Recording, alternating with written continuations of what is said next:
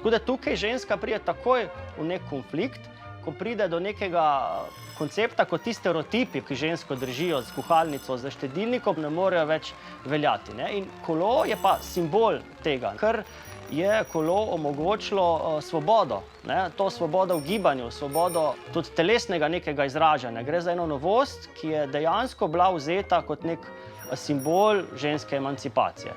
Se na nek način moški svet ustraši te svobodne ženske, ki pač se giblje tudi vzvišeno, in to je tisto, kar pravzaprav najbolj zmoti Antona Oškorca, ki se s psevdonimom Anti Kolesarevič v enem podlistku Slovenskem narodu leta 1898 uveril to, da začne neko propagandno akcijo, zakaj njemu ženska na kolesu ne paše. Strah, kaj bi se zgodilo, če bi kolesarka padla, da vsa ta njena krila padejo v nered, da se pokaže mogoče delček noge, ne.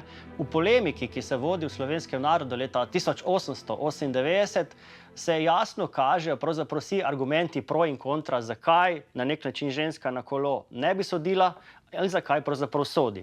Namreč kolesarica, ki je vzela zelo natančno v pregled ta članek Antona Oškorca, Anti Kolesareviča, je pravzaprav vse te argumente gladko ovrgla.